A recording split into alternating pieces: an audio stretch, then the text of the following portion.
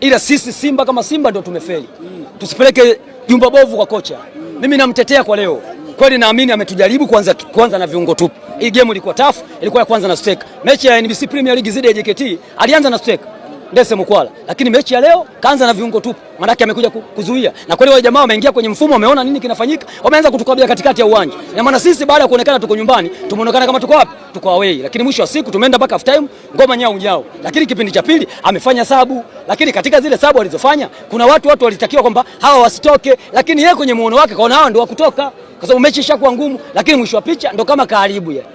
Yaani baada ya kuongeza viungo ndo kama karibu. Kwa sababu huyu ni mwamba wa kufanya mabadiliko. Lakini leo mabadiliko yake hayakumlipa, kafanya mabadiliko, timu imeenda kufanyaje? Imeenda kufungwa. Kwa hiyo mimi binafsi sipeleki jumba bovu kwa Master Matatu.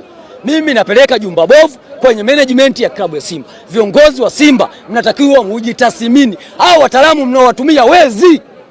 Unaposema wataalamu unatuacha wazi. Kamati ya ufundi babu, mpira unachezwa nje na ndani. Hawa jamaa kuona wamekimbia Benjamin Mkapa, sio wametukimbia sisi. Wameenda kutega mabomu yao. Ilikuwa mind game. Mimi mwenyewe nilijua kwamba wametukimbia kwamba sisi labda tunawafanyia chochote. Hasa majibu nimeyapata kwamba ile ilikuwa mind game.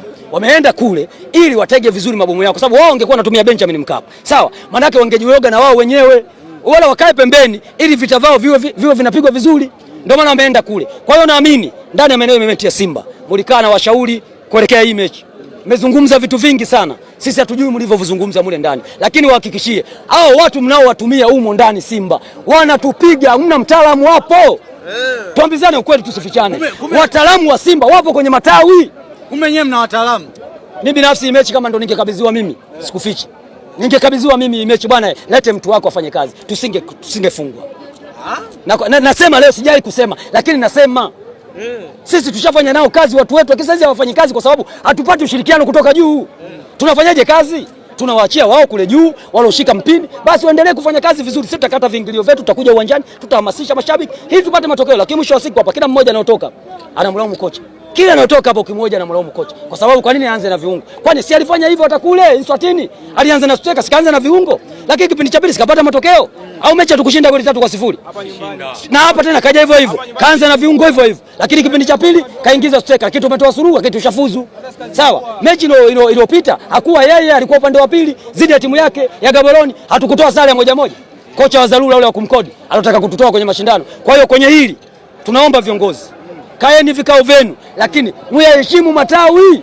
Watu wa kazi wapo kwenye matawi. Sio mnakaa huko ndani na watafuta watu wachukua milioni 20, milioni 50. Kuna watu wanachukua 200,000 tu, 300,000 wanacheza mechi. Na tunashinda. Kwa hiyo wao nyuma mwiko mnaowaona, wamemaliza mechi yao jana, hawakulala jana. Jana wamelala kwenye vibuyu.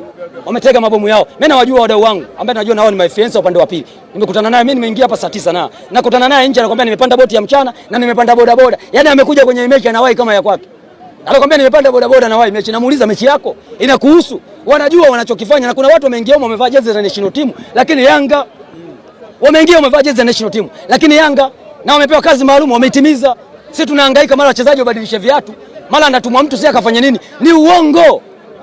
Watu wa kazi wapo, lakini hawatakiwi kutumika kwa sababu watu wana watu wao ambao wanaona ndio wanafanya kazi, na walikuwepo uwanjani wamefeli. Kwa hiyo nawaomba viongozi wa Simba waheshimuni matawi, rudini kwenye matawi, watu wa kazi wapo. Toeni sapoti, na tusipotoa sapoti mechi zinazofuata tunaenda away. Tunamfuata mtu ambaye kambania mtu nyumbani kwake, yuko na patatu kwenye renki barani Afrika. Especially Tunis jana. Nyumbani kwake, nyao.